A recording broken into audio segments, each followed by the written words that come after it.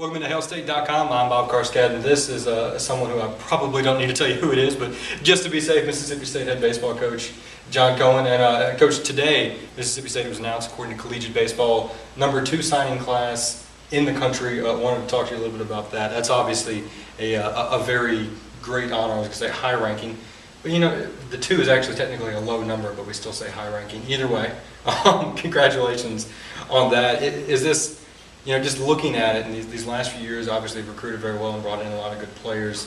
How much, as you continue to build success on the field, has that carried over into the recruiting? Or guys seeing what's happening? Well, certainly this class is not reflective of what we did last year, because the signing period for this class, it was just ranked #2 in the country, was signed in November, and of course, you know, the nice tournament run that we had last year, of course, was after that. So I think we will feel the effects of what happened last year from a recruiting perspective, but it's going to be a little bit later on.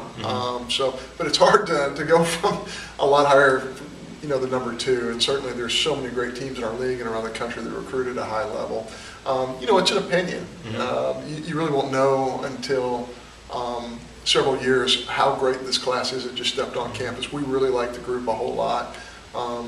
But certainly, you know, that's cliche for coaches. What I'm going to tell you is it's very exciting for people to recognize the work, really, of Nick Mangione and Butch Thompson, 2 of the best recruiters in all of college baseball. I say it was always interesting to me, and you and I have had this conversation before, that the baseball recruiting is just done so far out, so many years in advance. You know, like you mentioned, these guys signed before anyone even was talking about, well, they were talking about Omaha, but before it was a thing at all. You go back so far. I feel like, you know, you mentioned these guys who are great at recruiting. You really have to have an eye for talented players, because, you know, you start talking to them. How young is a guy when you start recruiting and say, hey, we'd like you to come to Mississippi State? Well, it really depends on the player. If we feel like there's a player who is the no-brainer, everything kind of meets our needs and theirs, it can start as early as the 7th, 8th, 9th grade. Usually not that early, but at the same time, several of the kids in this recruiting class committed to us before their junior year began.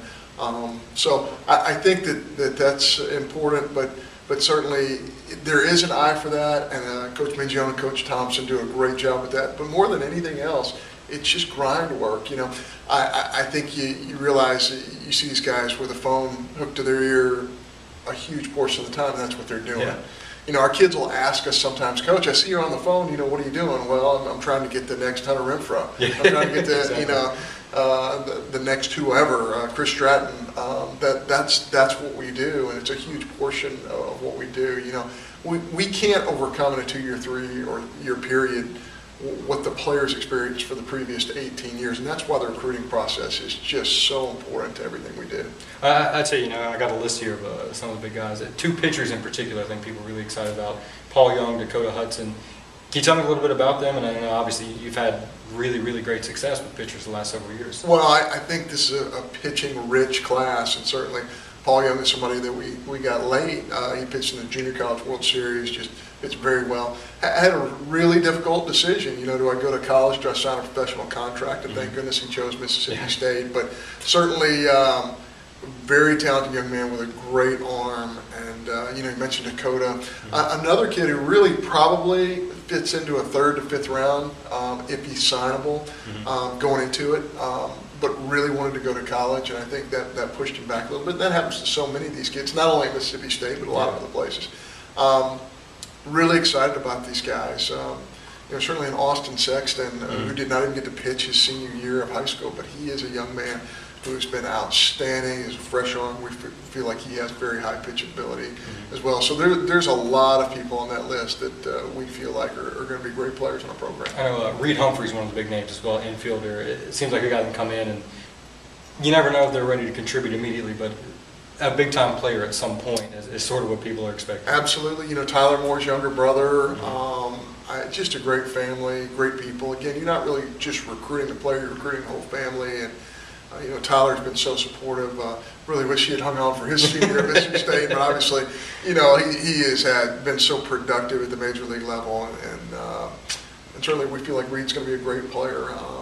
right now he's spent most of his time at third base.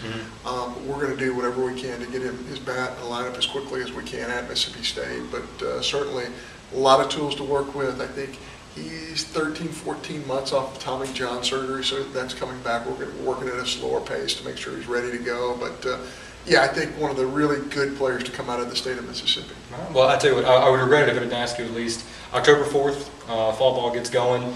Sure, you're very excited about that and getting back out there and playing some baseball. Any big storylines? What are you tracking? I know obviously a couple guys gone, but a lot more guys coming back and moving up.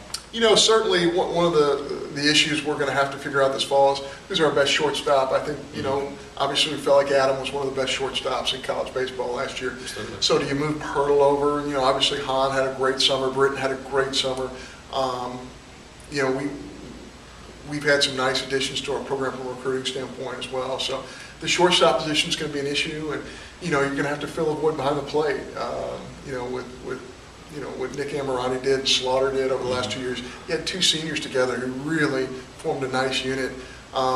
We have some great candidates in that area as well, from a junior college candidate to a freshman candidate to redshirt players from a year ago. So we feel like we have some great candidates, but we have to answer those questions. And you know, pretty big hole in right field from a guy who had a great year. But you know, certainly the game doesn't find right field as much as it does shortstop and catcher. So those are our primary objectives to get through the fall.